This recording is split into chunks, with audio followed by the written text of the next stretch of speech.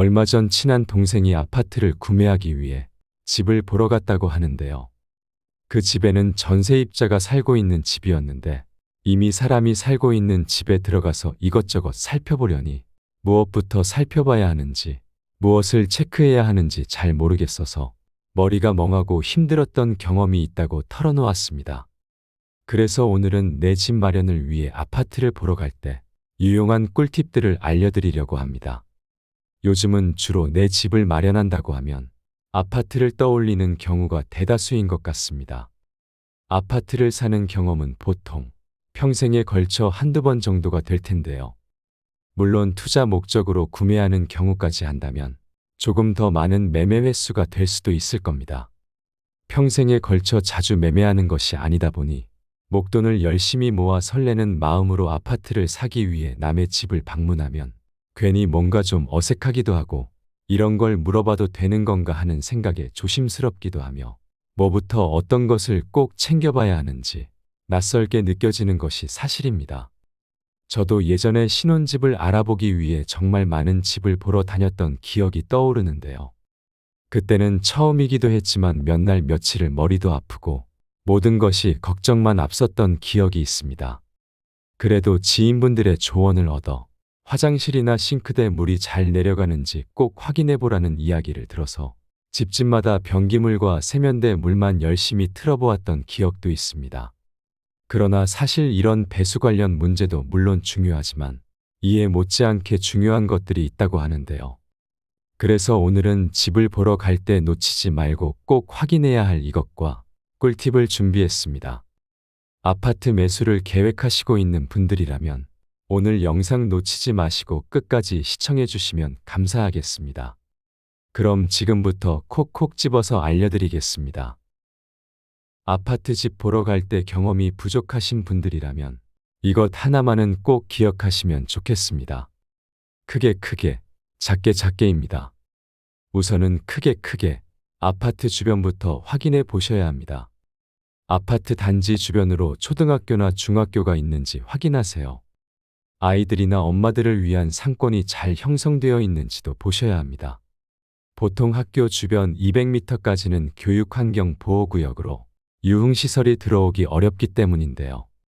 만약 초등학교가 있다면 아파트 단지에서 아이들이 학교까지 어렵지 않게 건너갈 수 있도록 횡단보도나 신호등이 설치되어 있는지도 보셔야 합니다. 또한 어른들의 출퇴근도 중요하기 때문에 지하철역까지는 얼마나 걸리는지, 자가용을 이용하는 경우 출퇴근 시간이 보통 얼마나 걸리는지도 알아보시고 선택하셔야 합니다. 또한 나이 들면 놓칠 수 없는 건강을 위해 강이나 하천 또는 공원 등이 있어 산책을 쉽게 할 수 있는지도 살펴보는 것이 좋습니다. 이런 자연 환경이 가까이에 있다면 조망과 함께 사람들의 선호도가 높아지는 곳이 될 수 있습니다. 이렇게 단지 주변을 보셨다면 그 다음에는 아파트 단지를 보셔야 하는데요. 이때도 크게 살펴보셔야 합니다. 먼저는 아파트 방향이나 층, 그리고 조망을 보세요. 향과 층 그리고 조망은 한번 선택하면 다시 이사를 가기 전까지는 바꿀 수 없는 것이므로 신중하게 선택하시는 것이 좋습니다. 우리나라 사람들은 대부분 남향의 집을 선호하는 경향이 있습니다. 가장 선호하는 남향 다음으로 남동향과 남서향을 좋아하며 서향이나 북향은 그다지 선호하지 않는 경향이 있습니다. 향 같은 경우에는 선호도가 뚜렷한 편이지만 층을 선택할 때는 워낙 개인별 선호도가 다양합니다. 어린 아이들을 키운다면 마음껏 뛰어놀 수 있게 1층을 선호하시기도 합니다. 층간 소음에 예민하신 분들이나 어르신분들은 탑층을 선호하기도 합니다.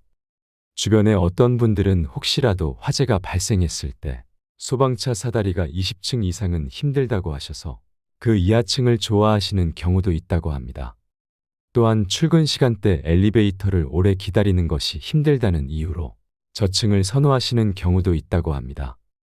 이처럼 층은 개인별로 다양한 이유로 선호도가 다르게 나타날 수 있으니 개인의 선택이 참 중요하다고 할 수 있습니다. 그러나 이때도 아파트 전체 층의 3분의 2 이상 층을 로얄층으로 생각하셔서 선호하는 경우가 더 많다는 점은 알고 계셔야 합니다. 왜냐하면 생각지 않게 뜻밖의 상황으로 인해 이사를 가야 하는 경우도 생기기 때문에 선호도가 높은 층에 사신다면 매매하기 더 수월할 수 있기 때문입니다. 또한 로얄층을 선호하는 이유는 조망이나 일조권 때문이기도 합니다. 앞동이나 옆동이 있다면 층에 따라서 일조권이 달라지기 때문에 아무래도 해가 하루 종일 잘 들어오는 곳을 선호하는 경향이 높을 수밖에 없습니다. 만약 아파트를 구매하기 위해 부동산에 들렀다면 사장님께 어디가 로얄동이고 로얄층인지 꼭 문의하시는 게 좋겠습니다. 그리고 왜 거기가 로얄동 로얄층인지도 꼭 이유를 물어보고 선택하시는데 도움을 얻으셔야 합니다.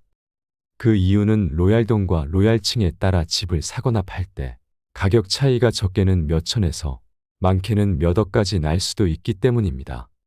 또한 같은 층이라고 하더라도 꼭 확인하셔야 할 것이 하나 더 있습니다. 사이드 끝집인지 안쪽 집인지도 확인하세요. 요즘은 건설할 때 신경을 써서 짓기 때문에 별로 차이가 없다는 분들도 계시지만 여전히 겨울철 온도차로 인해 결로 문제가 발생할 수 있기 때문인데요.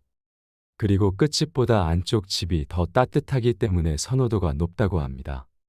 이렇게 크게 한번 선택하면 바꿀 수 없는 부분을 잘 선택하셨다면 다음으로는 작게 내 돈이 들어가는 부분을 체크하셔야 합니다.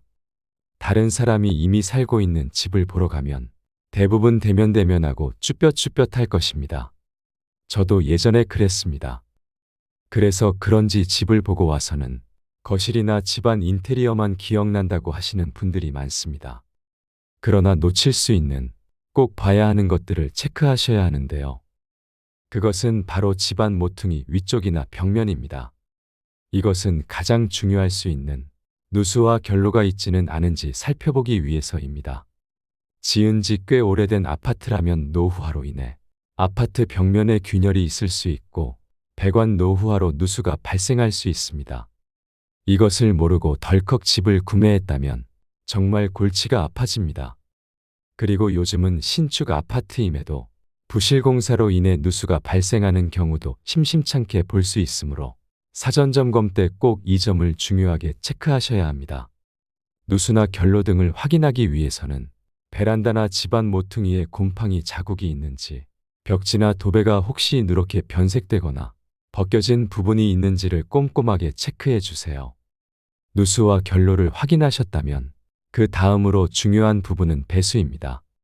배수는 사실 집 보러 갔을 때 싱크대나 화장실 등 배수가 제대로 잘 되는지 확인하는 것이 쉽지는 않습니다.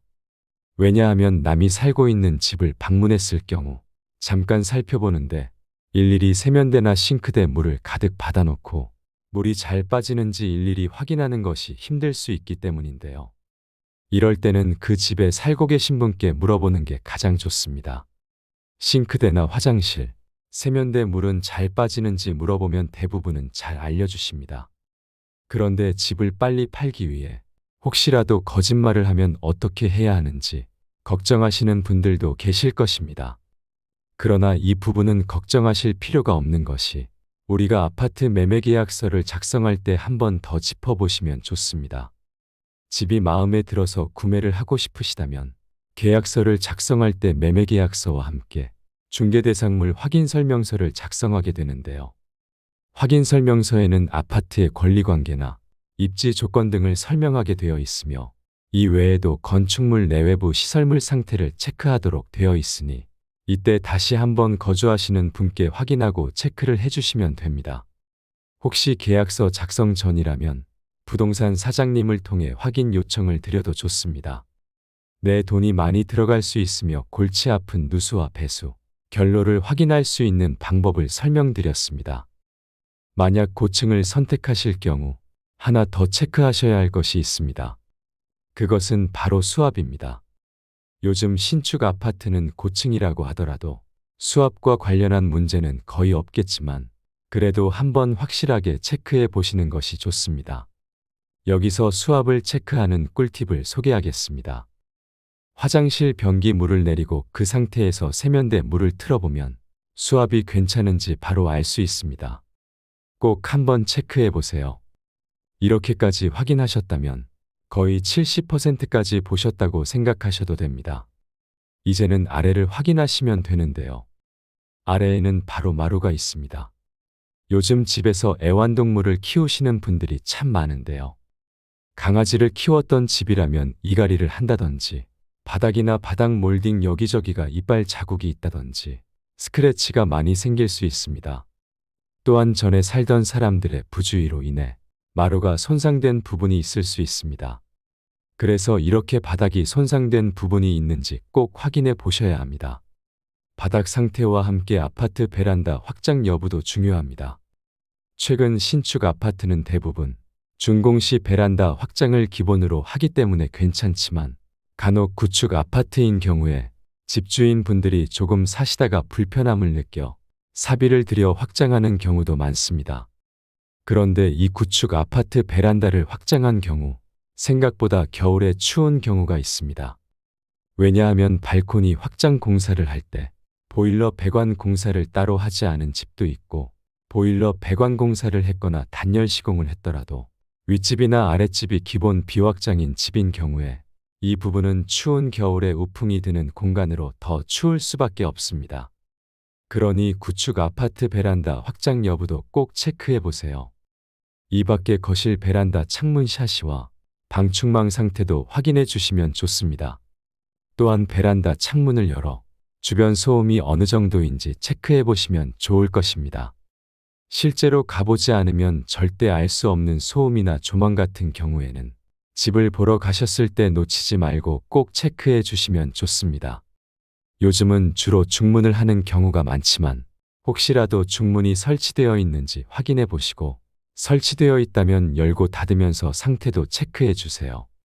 마지막으로 놓치기 쉬운 싱크대 상태나 형광등 상태 등도 살펴보시면 좋겠습니다. 지금까지 아파트 집 보러 갈 때 꼭 체크하셔야 할 부분에 대해서 말씀드렸는데요. 우리가 막상 내 집 마련을 위해 집을 보러 다니면 많게는 하루에 4채에서 5채 정도를 보는 경우도 있는데요. 그러다 보면 이 집이 이렇게 생겼었나, 여기에 이것이 있었나, 저기가 저랬었나 헷갈리는 경우도 생길 수 있습니다. 그래서 마음에 드는 집이 있다면 살고 있는 분들께 양해를 구하시고 동영상으로 촬영해 두시면 좋습니다. 어차피 집을 매매하려고 내놓았기에 대부분은 촬영에 응해 줄 것입니다. 오늘은 여기까지입니다. 오늘 내용을 잘 기억하셔서 혹시라도 집 구매를 계획하시거나 집을 구매하고자 할 때 유용한 정보가 되었으면 좋겠습니다. 이상으로 시니어를 위한 모든 것 시니어 톡톡이었습니다. 더 유익한 내용으로 찾아오겠습니다. 이번 영상이 도움이 되셨다면 구독과 좋아요 부탁드립니다. 감사합니다.